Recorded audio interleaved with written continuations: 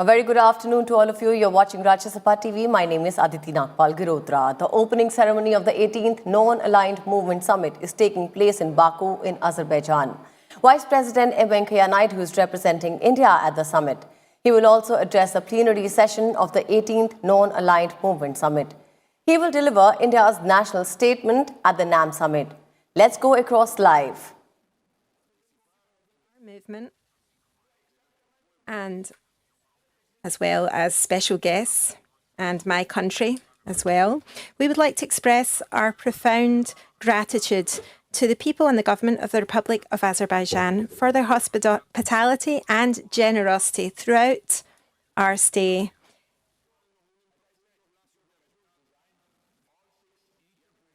It's an honour. It's an honour to participate in this summit in the name of our respective countries in this 18th Summit of Heads of States and Government of the Non-Aligned Movement that has taken us to this beautiful city of Baku in the Republic of Azerbaijan. This is a country that we've got very strong bonds of friendship with already, and the people and government of which we will be eternally grateful to for their excellent hospitality and kindness to all of our respective delegations since the moment we arrived at this generous land. So for some years now, since we held our successful summit on Margarita Island in Venezuela, our country took up the presidency of the Non-Aligned States movement. And so that was the triennial 2016-2019, a very difficult, turbulent period that was marked by uncertainty and the presence of many challenges and the policies that have been applied by some powers who seek or pretend under the guise of multilateralism to undermine the authority and the right to self-determination of states and to undermine human rights and development in our respective countries. In our country, Venezuela, which is an example, a clear example of how aggressive and harmful the international law can actually be when it's actually intervened upon by hegemonic states under unilateral systems who impose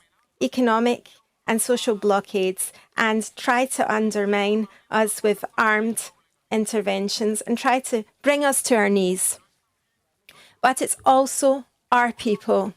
It's our Venezuelan people, a small Pacific people that from whose land 200 years ago, a handful of men arrived at, led by our great leader, Simón Bolívar. They left from there to liberate the rest of Latin America. And we are a live example of resistance and unbreakable commitments to a peaceful future. And so with humility, we tell you all, we have faced the most barbarous imperialism that we've ever had to face. And with our sovereignty intact and our will to continue to be free and independent now and always. And down to that, or due to that, the massive importance that our country places on this movement and on the principles of Bandung, that is a real geographical and historical effort between different peoples of the world, and as well as regards the rehabilitation, the recovery of what is now the largest multilateral force in the world after the UN. That's to say, our movement, our non-aligned movement, that we have been daring and bold enough until today to have undertaken the presidency of for the last triennial. And so our summit of the non-aligned states 3 years ago on the island of Margarita in September 2016 was a place where we set out three concrete objectives, and we're going to now pay homage to those concrete measures and concrete goals here in this honourable city of Baku. We want to create more cohesion amongst member states, bringing diversity and cohesion in diversity. Number 2, we want to strengthen solidarity between the member states of the movement, and we want to better the non-aligned spirit. And thirdly, we want to carry on along that process of revitalisation of the NAM movement with the goal of basically reaffirming its full validity and relevance in today's international arena. And so I can now say here before you with great satisfaction that we have fulfilled all of those objectives. And we are now going to hand over to the Republic of Azerbaijan a NAM that is strengthened, it is stronger, and that in spite of its diversity has known how to show solidarity and take up common positions, underlining that way its relevance for those who try to minimise its scale. And the key to all of this is, brothers and sisters, in our mutual respect for each other and to always opt for solidarity consensus, because that's what enables us to better our solidarity amongst ourselves as members. And this is what eases the implementation of the decisions that we take and consolidates the credibility of our movement.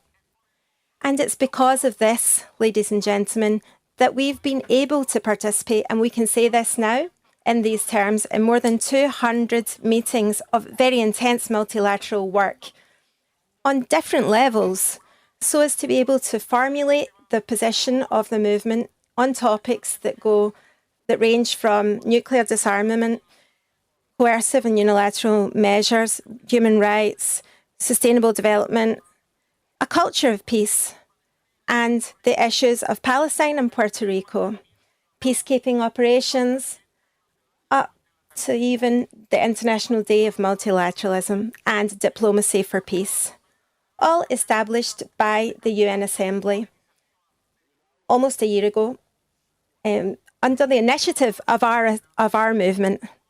So we can be proud of that. And one of the main expressions of our movement and leading principles of expression of peace and friendliness amongst states is something that we use to reinforce our unbreakable solidarity with the heroic states of Palestine and Puerto Rico, as well as our brothers and sisters from the Democratic Republic of Korea, Cuba, Nicaragua, Syria, Zimbabwe, who, the same as Venezuela is going through right now, are dealing with the effects of unfair coercive measures that are unilateral in nature. And so we can also express our full solidarity to the Bolivian people, and specifically to our brother, the President Evo Morales Ayma, who, in spite of having been re-elected with an ample constitutional majority a few days ago so as to commence his next term in government, today is facing a destabilisation campaign. He's today, as things stand, having to face up to an attempted coup d'etat from external forces that try to deny the Bolivian voters and Bolivian people their democratic rights.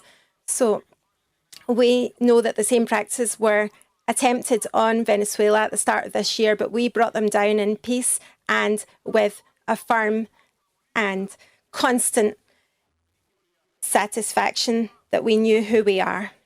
And so we tell Evo Morales, a coup d'etat is an attempt to weaken the free and democratic rights.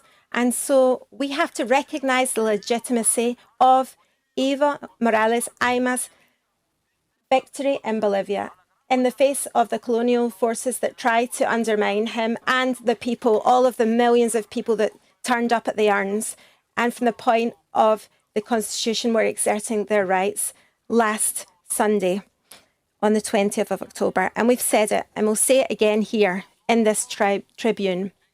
The new modalities of international warfare are referring to threats and aggressions that are economic now in nature and that are just as deadly and threatening as force against population, especially for the weakest of our people, our women, our children, our boys and girls, our older people. These economic wars that are promoted by imperial forces against our people in all of their different variant forms.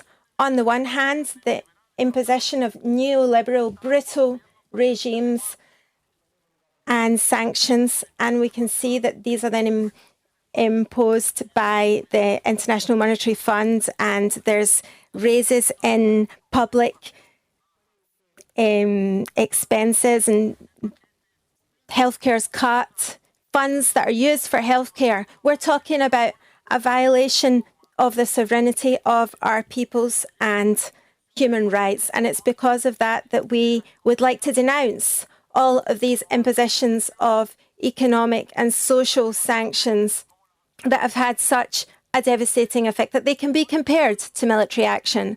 And today, right now, the financial and economic aggressions perpetrated by some of these world powers are just as deadly as their troops. On the other hand, dear brothers and sisters, I'd like to say that when countries such as Venezuela and so many others, I might say, that share this tribune that's multipolar, multicentric of the new world that is the movement of the non-aligned states, we prefer to attend to the needs of our states, and we have to defend ourselves from these hegemonic powers. And when the people's will is ignored and this is all imposed on us, I'm now going to quote Vicente Pedrobo, a Chilean poet. When we try to when governments put their emphasis on the human being, on the man, and these decadent imperialistic states that carry out these atrocities and these aggressions against our state, when they do that, Venezuela focuses on the human being, on the man. As that poet says, we resist, and we will continue to resist in this way. And we are not just resisting, we are winning. Yes, ladies and gentlemen, we are winning this economic, multifaceted warfare that's been engaged upon, and we are going to grow in prosperity.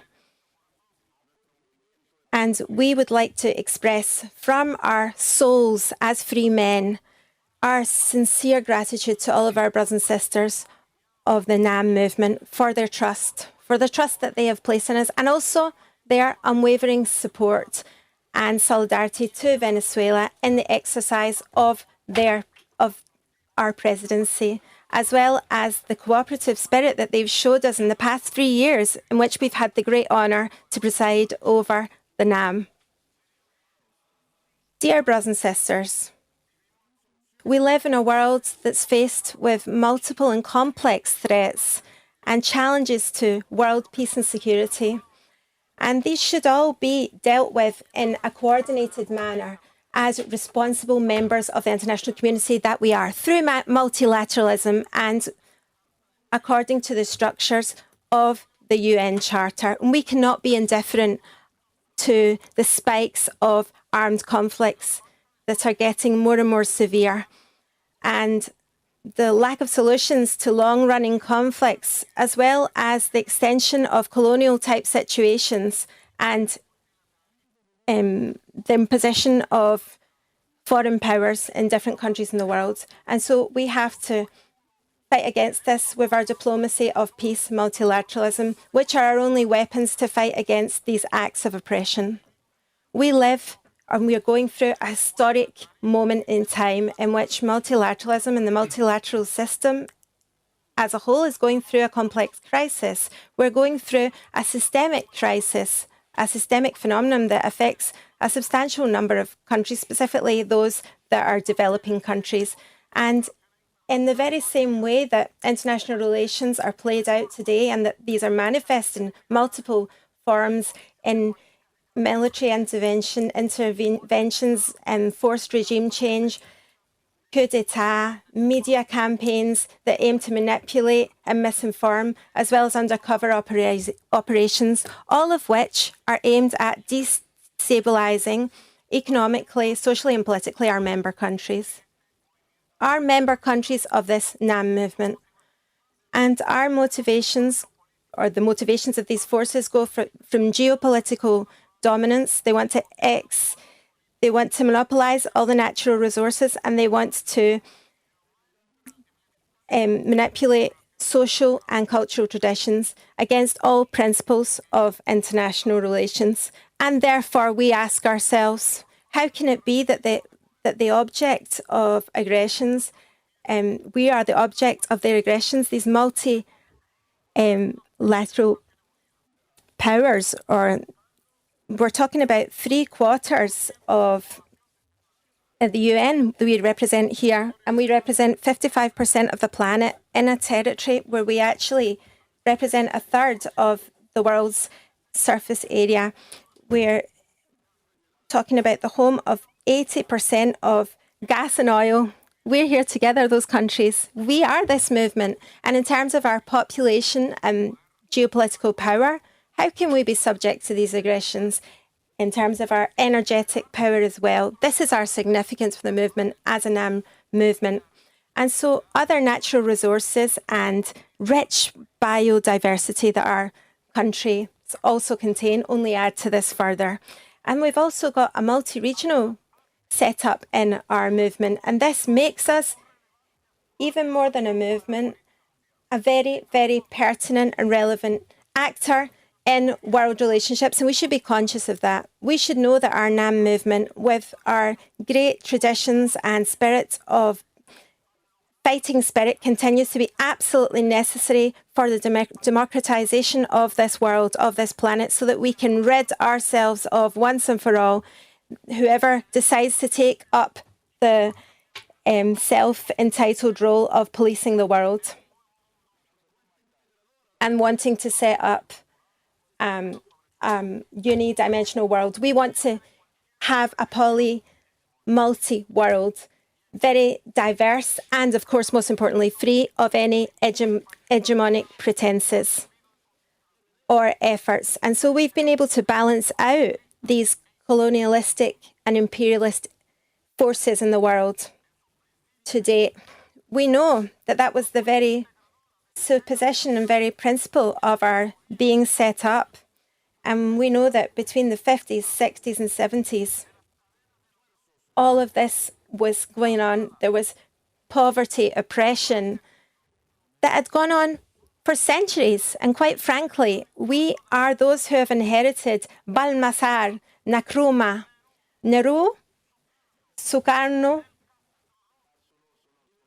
Fidel Castro's and Joseph Tito's legacies. These are all universal figures and pioneers of freedom of their people and for bringing forth the efforts of the greatest causes of humanity, bringing them to the forefront. Therefore, ladies and gentlemen, brothers and sisters, we ask ourselves, how can we come up with concerted responses to face up to flagrant violations of the UN Charter of Human Rights and international law, including aggressions, crimes of aggression, economic and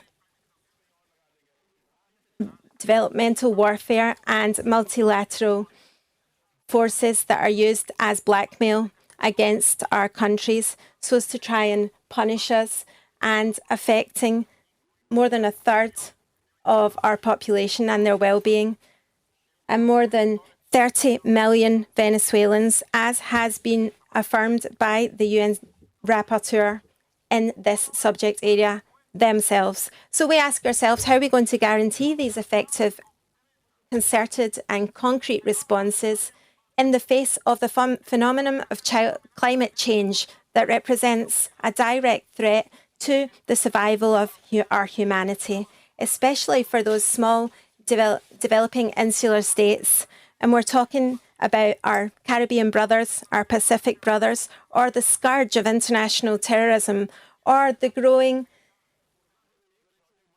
spend on military troops, but not on development. So we keep asking ourselves the same questions. How can we guarantee efficient responses that are concrete and consensual against the spread of racism, discrimination, xenophobia, intolerance, or up against the politicization or double standarding when we talk about applying human rights and the lack of transparency. And on this last point, I will leave it up to you guys to continue. And I would like to thank you from the bottom of my soul, on the part of Venezuela, for your confidence vote in us and for having put us forward as candidates to the Human Rights Council and supported our candidature. Thank you so, so much for supporting Venezuela in the face of so much infamous rumours and false news. So in the face of so much blackmail, imperialistic blackmail, in the face of the rest of the world, you can remain absolutely 100% sure that we're going to assume this role with 100% responsibility and commitment. This role that you've given us as part of the UN General Assembly. And you have placed in us, from this tribune and from our mother organisation, a responsibility to defend the countries of the Global South. And that's what we will do again in the Human Rights Council at the UN. So dear brothers and sisters, citizens of the world, from Venezuela, we tell you this: the response to all of our questions and the response to all of our doubts is to be found in the full observance and full respect of the UN Charter and the Bandung Principles. That's the north on our compass. That's what we should use to guide us so that we continue to solidify and make robust the fight for our peoples, so that in what's left of the 21st century, we can take up again this noble battle. So that's a response to all of our questions and doubts that sometimes encroach upon us.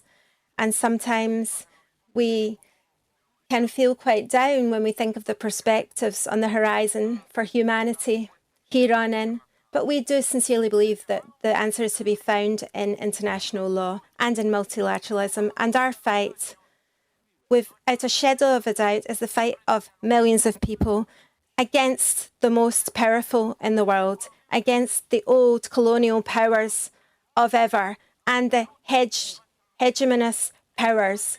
And our fight is rebellion and the fight of the peoples, the fight of this union that refuses to bow to be brought to its knees under any hegemony. Brothers and sisters, a little more than 4 years ago, the UN system, within this UN system, we promoted and we managed to get the Agenda 2030 approved for sustainable development. And this was something really humane. We wanted it to be absolutely human and absolutely inclusive. We wanted it to have a perspective that was transformative and of real change so that no one would be left behind. This is a model of development contained within this 2030 Sustainable Development Agenda that faces up to poverty, that confronts it in all of its different forms and dimensions, taking into account the fact that the eradication of poverty considered is still one of those goals that we have to reach in the Sustainable Development Agenda. We're still not there. And so we have to continue to bring our contribution to the development of the people so that they can continue to enjoy social development and political progress. But we need to undertake profound changes in the international economic structure so as to be able to get to a fair balance of wealth, of the wealth that we all produce for the rest of the world. And so what we're talking about here is finding, through the debate in our different nations, finding different alternatives that bring an end to the economic suffering of the great majority and the violation of human rights of whole peoples. And we can see the disastrous consequences, ladies and gentlemen. Dear brothers and sisters, we see the devastating consequences of the economic model and schemes and different formulas of policies imposed by the IMF on our countries of the global south. We see that. And in every single one of our regions, we see it, and even beyond those borders. And they're policies that are not just imposed by the great centres of power, but they also bring on the collapse, structural, economical, institutional and social of those countries, and the erosion of entire societies against justice through economic schemes that take away independence, whether this be economic, judicial or social. And therefore, from this tribune, we make a call to everyone to work on these funds that have to do with the economic model proposed by capitalist countries through the IMF that are actually causing all of this suffering, all of this ripping apart of the social tissues, the economic and moral social tissues of the global south. And our movement, our NAM movement, has to stand up against it. And in the years to come, we have to propose an alternative that's human and inclusive and that brings an end to the misery of this IMF or World Bank induced misery on our respective countries. Dear countrymen and women of the world, dear brothers and sisters, so as to finalise my speech, I would like to underline the importance of favourising alternatives from the basis of a culture of peace, political understanding and dialogue between nations on the basis of mutual respect and keeping firm to the UN Charter and to the standards of international law. And we reaffirm our robust commitment on the part of the Bolivarian Republic of Venezuela with the Bandung principles and the objectives of this movement with our Bolivarian movement of peace. And we consider that under the chairmanship of Azerbaijan, the Republic of Azerbaijan, that we wish every success and our full and unwavering support at the head of this NAM. We know it's going to keep its relevance and it's going to bring to bear with the relevance that it should bring to bear and basically be able to show its weight in this 21st century and in this international community and world, and we will create a better destiny for us all. Ladies and gentlemen, in the 14th summit of the NAM in Havana, Cuba, in September of 2006, our eternal commander, revolutionary, Hugo Chavez, made a presentation or gave a presentation similar to this. And what brings us together is the following quote, and I'm now going to quote Comandante. We are the global south, and we exist and we want to exist on equal terms with the north, the global north. We are not subordinaries of the north, and we have the respect that we want to be given. And only when the global south is on a par with the global north will this world be possible. If not, this world is impossible. How much truth is contained in that one phrase, how much vision, how much clarity. It really is quite revolutionary and luminary quote that's basically summing up the story, which is the story of our peoples and their fight for independence and sovereignty. Our great freedom fighter, our great liberator, Simon Bolivar, 200 years ago, shouted out the following thing: the unity of our countries is not just making of men, but the inseparable playing out of destiny. And we are and we will be unbeatable. And it will be possible to bring us down. So how much life, how much visionary knowledge also in this quote from Simon Bolivar, our revolutionary leader. So let's all just come together, be united, and we will be, as Simon Bolivar says, unbeatable. No one will be able to bring us down. And all of that clamour and the voices from our peoples that are calling out for us to free them from these imperialistic chains, we are leaving this mission in the respectful hands of the President of Azerbaijan. He now takes up the presidency. Ilham Aliyev takes up the next triennial, 2019-2022. Brothers and sisters, let's stay united with one coherence and one strong voice. This historical movement of peoples and movement, let's continue to be light and hope for humanity. Thank you so much. And congratulations and every wish of success and good luck for your next triennial, President of Azerbaijan. Thank you.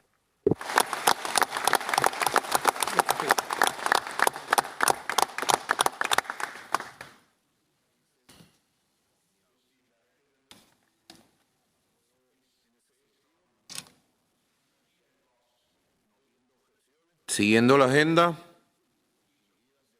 Let's press on with the agenda. I suggest that we move on. Let's officially proceed to the election of the president of the 18th Summit of Heads of State and Government of the NAM. Therefore, in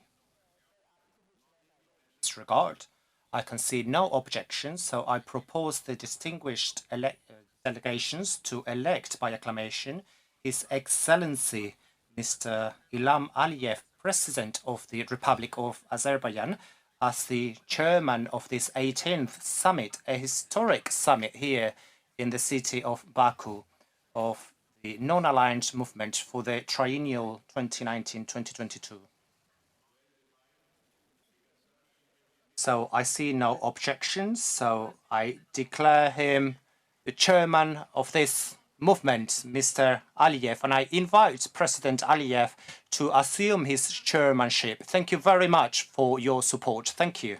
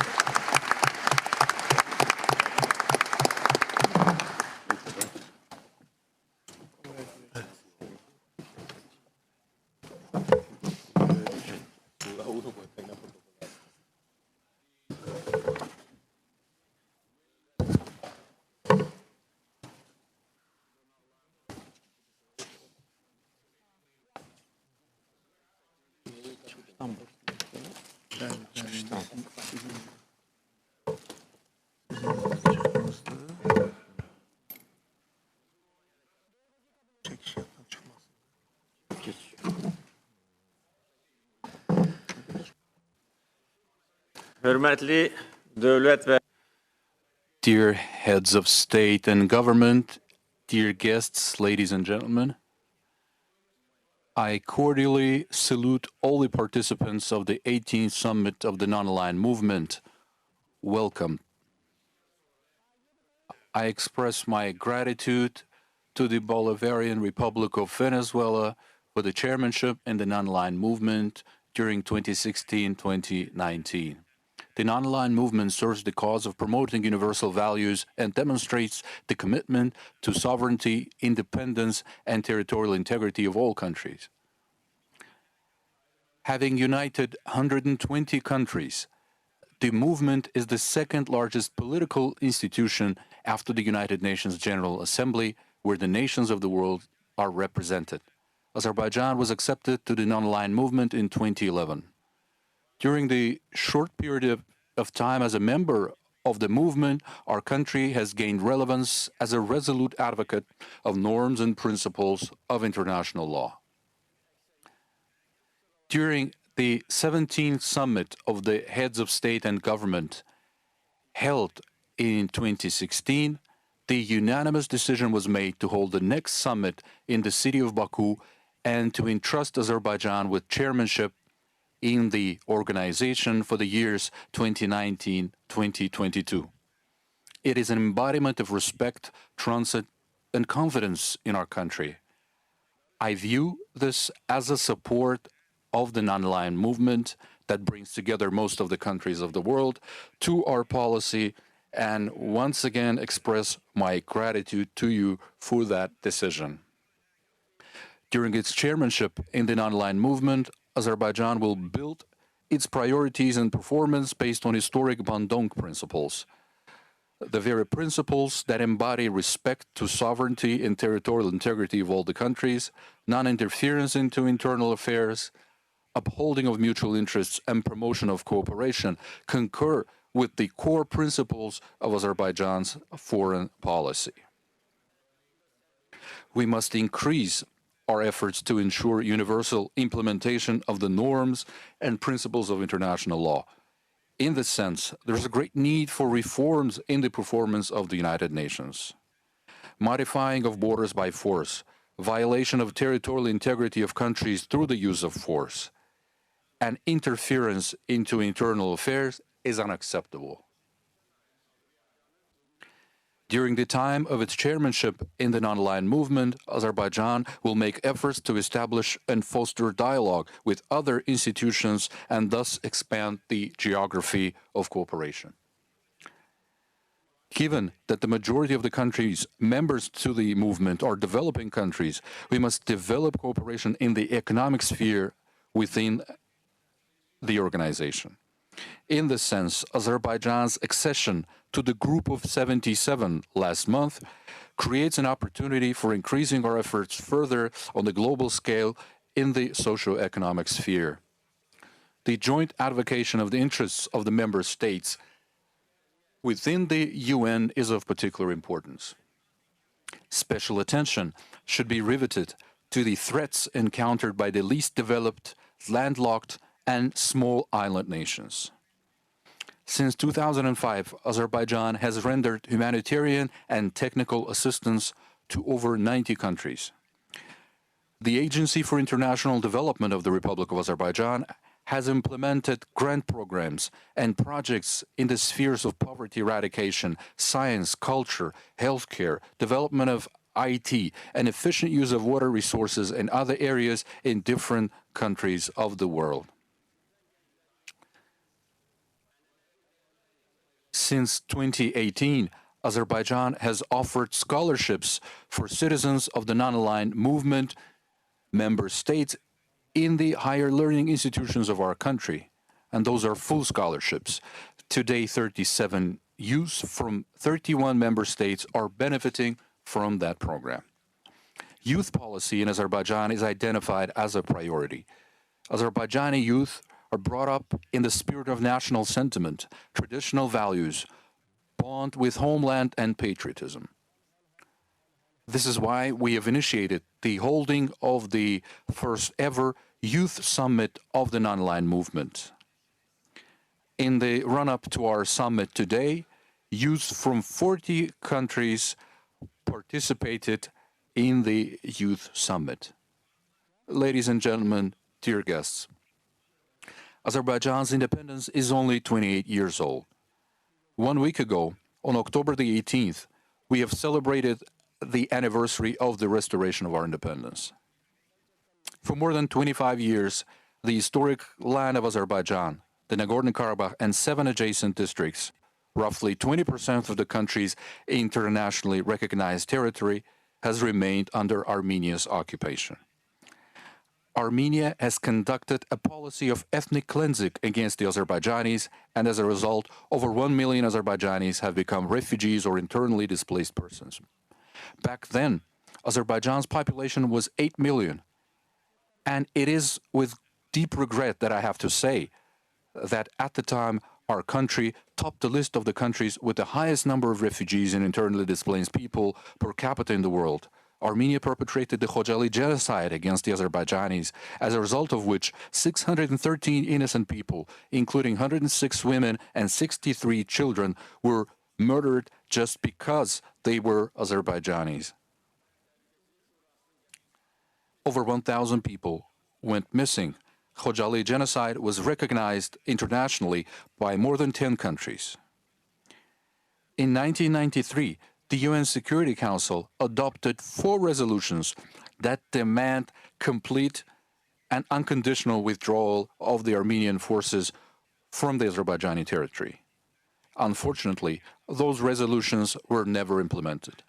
Sometimes it is a matter of several days that the UN Security Council resolutions are implemented, and then there are other instances, such as with the conflict that Azerbaijan faces today, when such resolutions remain on paper for 26 years.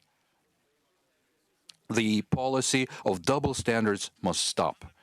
The Organization of Islamic Cooperation, Cooperation Council of Turkic-speaking states, the European Parliament, the Parliamentary Assembly of the Council of Europe, OSCE, and other prominent organizations have adopted resolutions and decisions demanding the restoration of Azerbaijan's territorial integrity.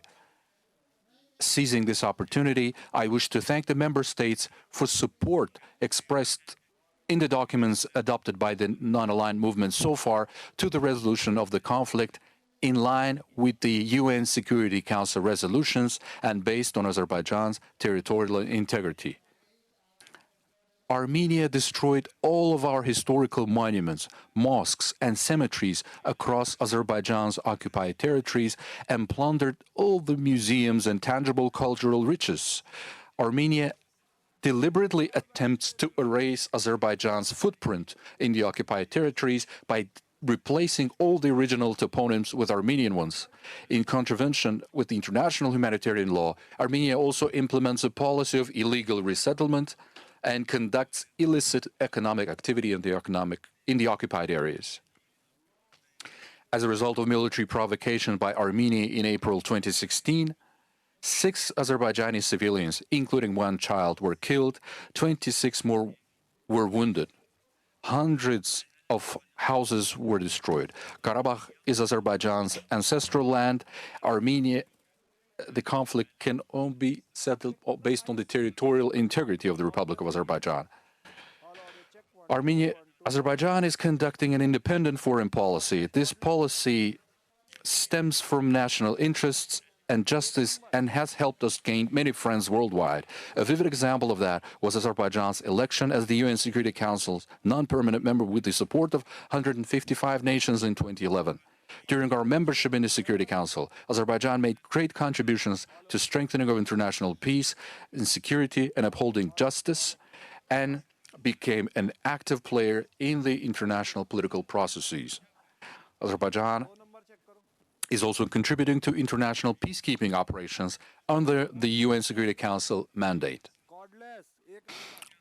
Our country regularly hosts Russia, NATO, and Russia, US meetings held between top-level military officials. There are nearly 200 countries around the world. Azerbaijan's selection out of so many countries as a venue for such meetings is a sign of respect to an independent foreign policy that we conduct. Dear guests, early years of Azerbaijan's independence were extremely tumultuous. During the years of the rule of traitorous, cowardly, and incompetent Azerbaijani Popular Front, our country went through great disasters and misery.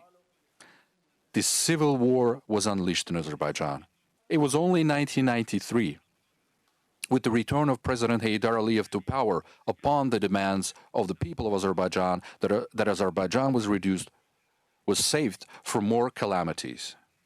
Azerbaijan entered the path of democratic and sustainable development, and peace and stability came to our land.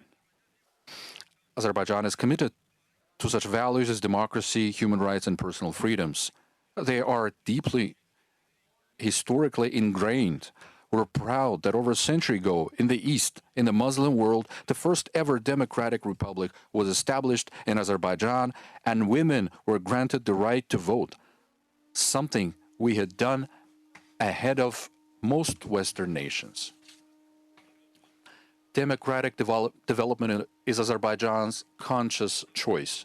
All the fundamental human rights and freedoms, the rule of law, and freedom of the press are ensured in Azerbaijan.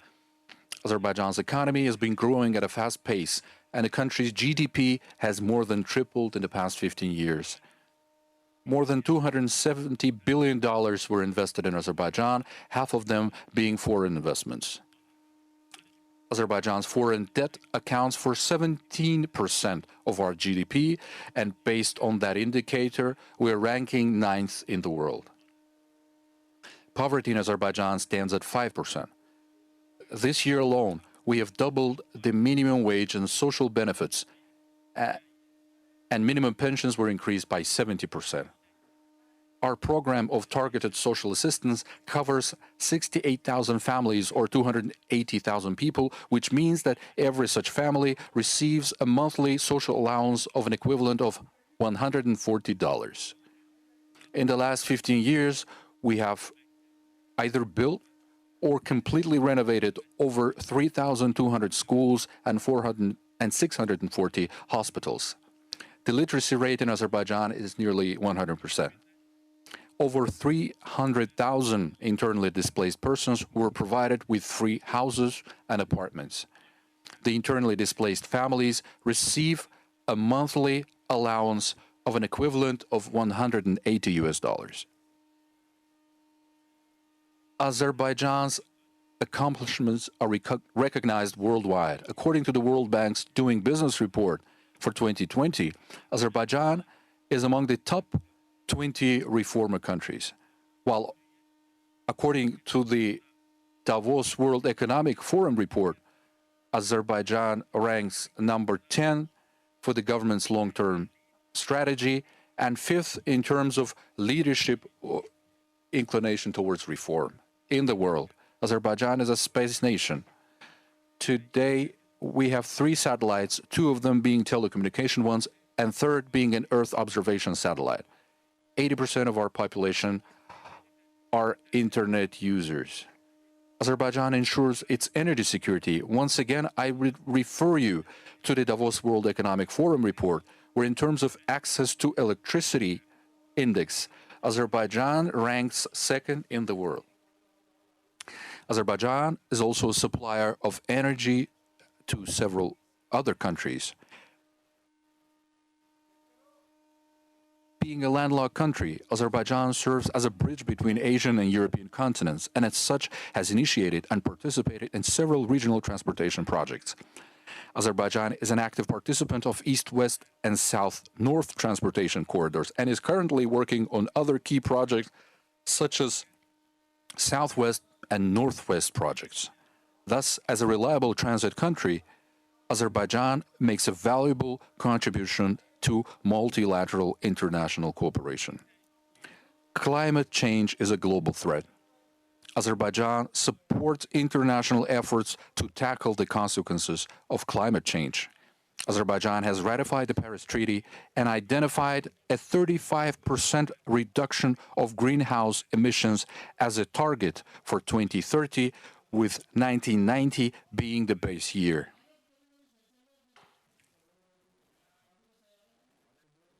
Only environmentally safe natural gas and hydropower plants are used for electricity generation in Azerbaijan. Azerbaijan enjoys the rich traditions of tolerance and multiculturalism. Multiculturalism is a way of life for Azerbaijani people. The Baku process that we started 11 years ago with the participation of the country's members to the Organization of Islamic Cooperation and the Council of Europe is also supported by the United Nations. The UN's Secretary General, Mr. Antonio Guterres, said the Baku process has been at the forefront of advocating for dialogue among cultures since 2008. Conceived as a logical continuation of the Baku process, the World Forum on Intercultural Dialogue, held biannually in our country, is recognized in the UN General Assembly resolutions as a major platform for promoting intercultural dialogue. Dear guests, I am confident that discussions to be held within this summit will contribute to the implementation of goals on the non-aligned movement's agenda. During our chairmanship, Azerbaijan will put forth consistent efforts to realize its priorities jointly with the member states. I wish success to the work of the summit and once again welcome every one of you. Thank you for your attention.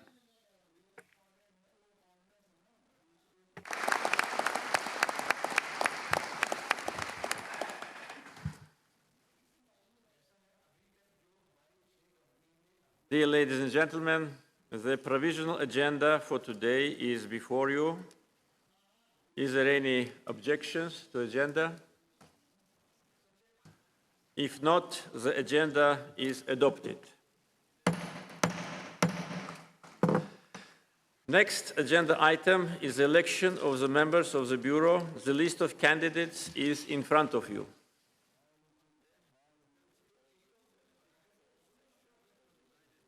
The list of special guest countries and organizations invited to the summit also is in front of you. If there is no objection, the list is considered to be adopted. Now I will give the floor to Mr. Tijani Mohammed Bande, President of the 74th session of the United Nations General Assembly. Please. Heads of state and government, distinguished ministers, excellencies, ladies and gentlemen, it is with great pleasure that I'm here today to attend the 18th Non-Aligned Movement Summit. I thank His Excellency President Ilham Aliyev for superbly hosting it. I congratulate Azerbaijan on taking over the chairmanship of the movement from the Bolivarian Republic of Venezuela and thank His Excellency President Nicolas Maduro Moras for his leadership in the past 3 years. The level of participation in this summit is evidence of the strong reverence member states continue to accord the movement. I'm confident that you will continue to sustain the momentum, build on the core values of NAM, and leverage the fact that it has 120 member states to ensure political consultations and cooperation that promote and strengthen international peace and security, as well as the achievement of sustainable development goals. Both the United Nations and NAM aim to achieve international peace and security. The United Nations emerged in 1945 from a destructive war to save future generations from the scourge of war. The Non-Aligned Movement was formed in 1961 at the height of the Cold War to achieve a world of peace and justice with respect and solidarity at the heart of cooperation and development. The ideals emphasized by the United Nations to guarantee peace are the same that NAM stands for. This include respect for fundamental human rights, sovereignty and territorial integrity of all nations, non-intervention in the internal affairs of countries, equality of all races and nations, as well as the peaceful resolution of international conflicts.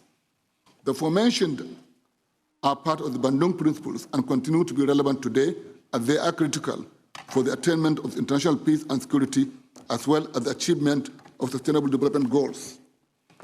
Excellencies, it is impossible to talk of the achievements of the United Nations without mentioning the contribution of NAM, particularly the many ways the movement reinforces the principles of the Charter of the United Nations through opposition to colonialism, racism, hegemony, aggression, as well as foreign intervention and/or occupation. The values the movement brings to bear on the world through the cooperation of its member states with the United Nations cannot be taken for granted. We must work to uphold the Bandung Principles in addressing violent conflicts, terrorism, renewed nuclear and other armament threats, climate change, and its repercussions. We must deepen multilateral cooperation to succeed in this important endeavor. We need to bear in mind that the end of the Cold War has not diminished the role of the movement in the international system, and its members cannot rest on their oars. Today, the major task is to ensure that the aforementioned challenges are tackled with the same fervor of NAM's earlier years. It is important to also remember that the reality of our world is that developing countries continue to suffer from the protracted crisis from the era predating the non-aligned movement. They also suffer the most from the ravages of conflicts, wars, and disregard for international law fueled by geopolitics. For these reasons, it is important that NAM focus on issues of respect for human rights and justice, sustainable development, and decolonization, as they align very well with the Bandung Principles, and as well as the Charter of the United Nations.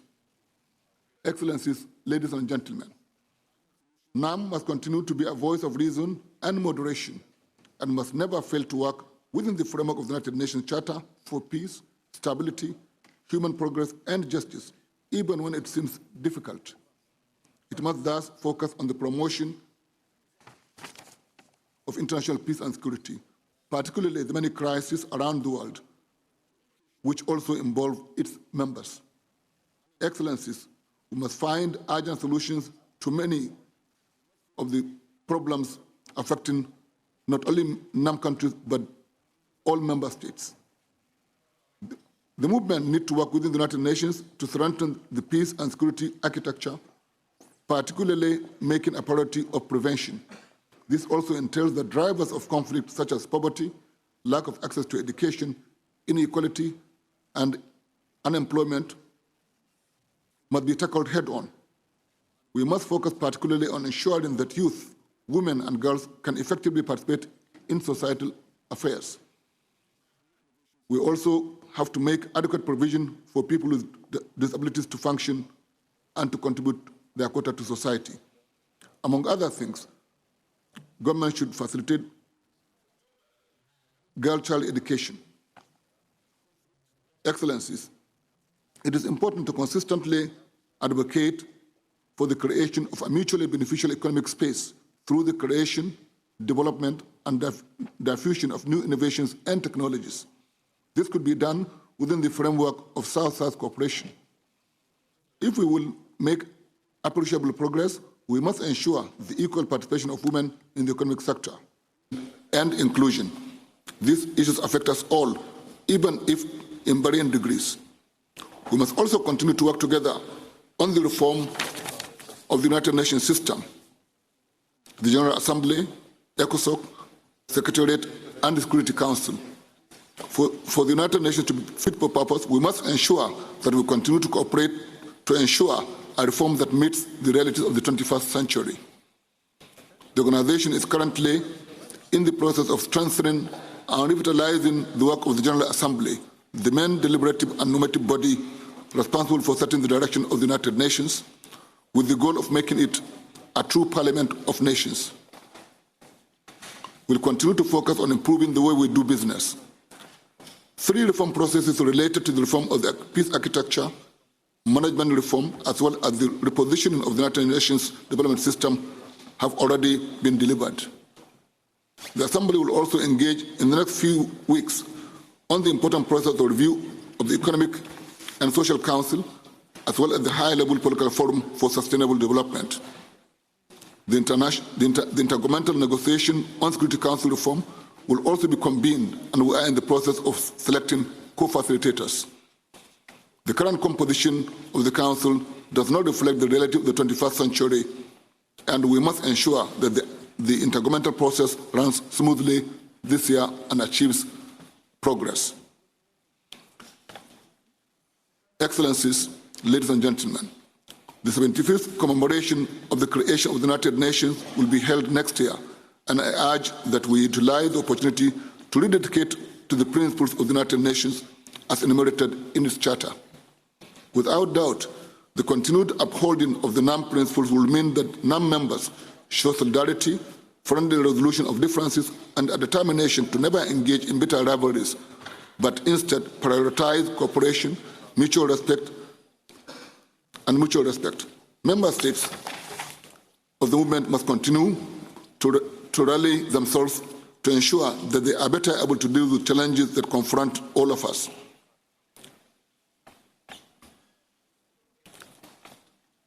It is my charge, respectfully, that as the movement begins another phase of its existence under the leadership of Azerbaijan, will continue to witness much progress.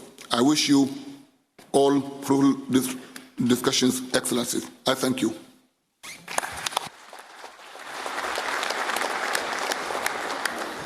Thank you. And now I invite Ms. Rosemary DiCarlo, United Nations Under-Secretary General for Political and Peacebuilding Affairs, to deliver her statement. Please. Your Excellency, Mr. Ilham Aliyev, President of the Republic of Azerbaijan, Chair of the Non-Aligned Movement. Your Excellency, Mr. Nicolas Maduro, President of the Bolivarian Republic of Venezuela, outgoing Chair of the Non-Aligned Movement. Excellencies, distinguished guests, I am pleased to convey the following message from His Excellency Mr. Antonio Guterres, Secretary General of the United Nations. I'm honored to greet this 18th summit of the heads of state and government of the Non-Aligned Movement. I congratulate Azerbaijan on assuming the chairmanship of NAM and look forward to working together. The Non-Aligned Movement has made immense contributions to the work of the United Nations. NAM members represent 2/3 of the UN membership and contribute 80% of UN peacekeepers. Through the years, the concerns and views of non-aligned movement countries have shaped our agenda from peace and security to sustainable development and human rights. You gather at a time of unease and uncertainty around the world. A great many people are losing faith in a process of globalization that is leaving them behind. We see a growing deficit of trust in governments, political establishments, government and the media, and the rising appeal of nationalist and populist voices. At the same time, we are witnessing the multiplication of conflicts that are increasingly interlinked and which are also intertwined with the newer threats of global terrorism and international criminality. Over the decades, international cooperation has saved lives, advanced human rights, prevented conflicts, and expanded economic and social progress. Yet across the world today, we are seeing greater skepticism about multilateralism and increasing calls for isolationism and closed borders. The norms that have defined international cooperation for the last 75 years are under pressure. We are falling short in the face of unresolved conflicts, runaway climate change, widening inequalities, and other threats. We face a paradox. Global challenges are more connected, but our responses are growing more fragmented. This is very dangerous at a time when collective action is essential. But it is not enough to proclaim the virtue of multilateralism. We must prove the value of international cooperation by addressing the real problems people face and doing so in a way that they understand and in which they can participate. We need a networked multilateralism with close cooperation among international and regional organizations and important groups such as the NAM. We also need to work towards an inclusive multilateralism with strong partnerships with parliaments, the business community, civil society, academics, and others. I applaud your long-standing focus on the challenge of disarmament and non-proliferation, and I've put forward a new disarmament agenda to advance global peace. The United Nations will continue working with member states to make progress, including in the context of the 2020 Review Conference of the Treaty on the Non-Proliferation of Nuclear Weapons, the cornerstone of the disarmament and non-proliferation regime. Excellencies, let us never forget that development is critical for stable and prosperous societies. It is also a fundamental instrument for conflict prevention. We have a vital tool for addressing some of the roots of instability. The 2030 Agenda for Sustainable Development, our shared blueprint for a fair globalization. Yet 4 years since the agenda's adoption, we are far from where we need to be in reducing inequality, in addressing the climate crisis, in tackling global hunger, in achieving gender equality, and expanding opportunity for young people. We must step up our efforts with greater ambition and financing. We also know how climate change is an accelerator of insecurity. As we have seen in the Sahel region and elsewhere, the competition for resources is often an additional factor of instability. It is no coincidence that the countries most vulnerable to climate change are often those most vulnerable to conflict and fragility. If our world is to avoid the climate cliff, we must build on the achievements of last month's Climate Action Summit, heed the call of science, and cut greenhouse emissions by 45% by 2030, reach carbon neutrality by 2050, and limit temperature rise to 1.5 degrees by the end of the century. Finally, in all we do, the initiative, energy, and ideas of young people will be critical. I commend your efforts to expand opportunities for youth and engage them as partners in preventing conflict, sustaining peace, and assuring justice. As the movement towards a multipolar world continues, strong multilateral institutions are ever more critical. Let us pledge to keep working to reap the benefits of multilateralism, particularly as a central vehicle to maintain international peace and security, foster friendly relations among states, and ensure human dignity for all. Thank you.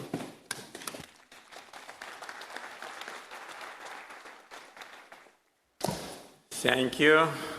And now I will give the floor to the chairperson of the group of 77, Mr. Riyad Mansour. Please. Excellency, Mr. Ilham Aliyev, President of the Republic of Azerbaijan, the Chairman of the Non-Aligned Movement, Excellencies, distinguished delegates, I have the honor to deliver this statement on behalf of the Group of 77 and China. At the outset, I would like to express my deep appreciation to Venezuela as outgoing chair of the Non-Aligned Movement and congratulate Azerbaijan, which just recently joined the Group of 77 and China family, on assuming the chairmanship of the movement. The Group of 77 and China is confident that Azerbaijan will ably guide the NAM in making positive contributions to global peace and stability. Mr. Chair, as we approach the 65th anniversary of the Bandung Principles and the 60th anniversary of the establishment of the movement, we stress that the vision of Bandung for lasting peace and security is more relevant than ever. This summit's theme is very timely at this critical juncture for international law, multilateralism, and the peaceful settlement of disputes. We remain undeterred by the current challenges and shall remain faithful to the principles that underpinned the creation of the movement and the group. Both NAM and the G77 and China have been and continue to be the champions of a rules-based multilateral order that upholds the purposes and principles enshrined in the UN Charter, not only because we represent the majority, or rather two-thirds of the world population and of all states, but also because we defend a vision of the world that is deeply rooted in international law, mutual respect, and mutually beneficial and just cooperation for the benefit of all countries and all peoples. The group reaffirms in this regard, in accordance with the 2030 Agenda, international law and the Charter of the United Nations, the need to uphold the right to self-determination of peoples living under colonial and foreign occupation and to respect the territorial integrity and political independence of states. The group reiterates its firm rejection to the imposition of laws and regulations with extraterritorial impact and all other forms of coercive economic measures, including unilateral sanctions against developing countries, and reiterate the urgent need to eliminate them immediately. The Group of 77 and China rose at the SDG Summit in defense of the integrity and integrality of the 2030 Agenda, strongly advocating the need to provide the necessary resolve and means to ensure its implementation and opposing any attempt to undermine or reinterpret the agenda. It did so in the most challenging time since the adoption of the agenda. We succeeded in maintaining the emphasis on the eradication of poverty as the greatest global challenge and as an indispensable requirement for sustainable development. We preserved the expression of the international consensus on climate change. We stressed the importance of an honest assessment of the challenges faced in the implementation of the SDGs, notably those faced by developing countries, and the need to address them, including through concrete actions that were adopted as part of the political declaration. We were successful in reflecting a commitment to finding peaceful and just solutions to disputes and to respect international law and the purposes and principles of the Charter of the United Nations, including the right to self-determination of peoples and the need to respect the territorial integrity and political independence of states. We reflected a commitment to enhance financial and non-financial means of implementation, including the promotion of a universal, rules-based, open, transparent, non-discriminatory and equitable multilateral trading system. We have a decade to implement the agenda, and all countries must deliver on their commitments, in particular developed countries, in line with the principle of common but differentiated responsibilities and respective capabilities. We call on ODA providers uphold their commitments. We stress the need to facilitate the necessary means of implementation, in particular in the areas of finance, technology and capacity building, as well as international trade through a universal, rules-based, open, transparent, predictable, inclusive, non-discriminatory and equitable multilateral trading system under the WTO. We also emphasize the potential of science, technology and innovation for achieving sustainable development and poverty eradication. We reiterate our commitment to South-South cooperation as a collective endeavor of developing countries and as a complement to, rather than a substitute for, North-South cooperation. The Buenos Aires outcome document has brought the necessary momentum and provided us with a roadmap for South-South and triangular cooperation. Our group continued to translate into action the pledge, leave no one behind, asserting the rights of developing countries while helping them assume their responsibilities, in particular countries in special situations and those facing specific challenges. While continuing to reject politically motivated decisions to withhold contributions to the UN, and while insisting that such decisions are at the origin of the current financial crisis faced by the UN, the group took a leading role in efforts to address the financial situation of the organization and in providing a response, notably as regards its peacekeeping budget.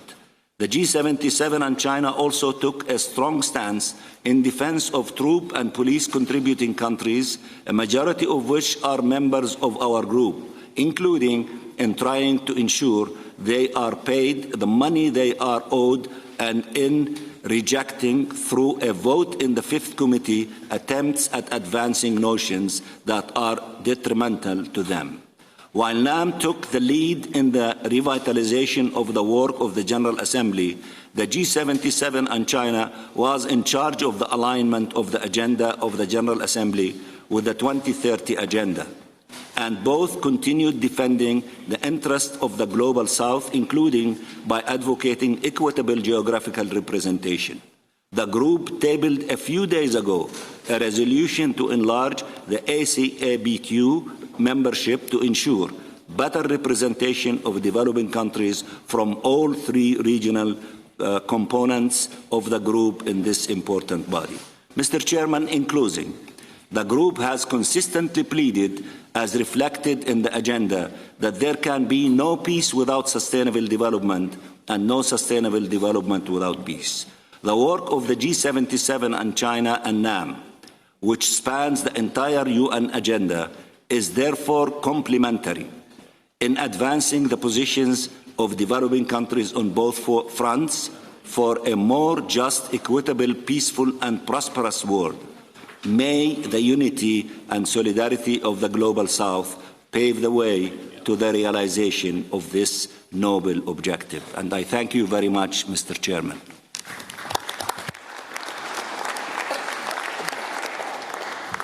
Thank you. And now I will give the floor to the Minister of Foreign Affairs of Azerbaijan, Mr. Ilmar Mamediyarov, in his capacity as chair of the preparatory ministerial meeting of the 18th summit. Thank you, Mr. Chairman, Excellencies, ladies and gentlemen. The preparatory ministerial meeting for the 80th Summit of Heads of State and Government of the Non-Aligned Movement was held in Baku, the Republic of Azerbaijan, on October 23rd and 24th of 2019. The meeting was attended by the delegation of 72 member states and 20 observer states and organizations. On the 23rd October 2019, in his capacity as the chair of the movement of non-aligned countries, His Excellency Mr. Jorge Ariaza Montserrat, Minister of Popular Power for Foreign Affairs of the Bolivarian Republic of Venezuela, opened the meeting. Subsequently, the Minister of Foreign Affairs of the Bolivarian Republic of Venezuela proposed the elections of His Excellency Mr. Ilmar Mamediyarov, Minister of Foreign Affairs of the Republic of Azerbaijan, as the chair of the preparatory ministerial meeting for the 18th NAM Summit.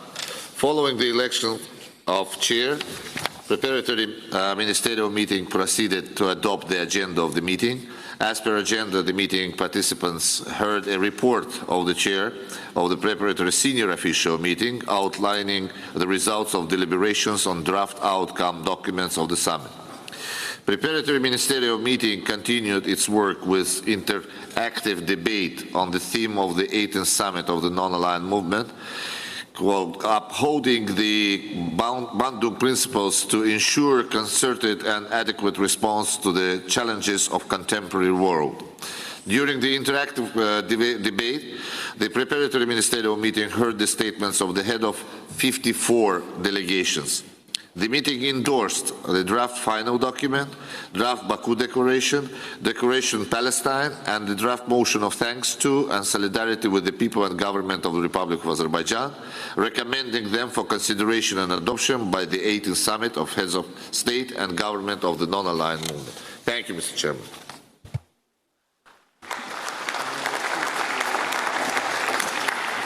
Thank you. I'd like to inform the participants that at the initiative of Azerbaijan, for the first time ever, the Youth Summit of the Non-Alignment Movement was held in Baku. We thank participants of the Youth Summit for the recommendations addressed to the summit, and you may find the recommendations before you. And now I'd like to conclude the opening session of the 18th Summit of Heads of States and Governments of the Non-Alignment Movement. And we'll now have a break for lunch. The working lunch is served at the convention center. And the general debate will start at 2:30. Thank you.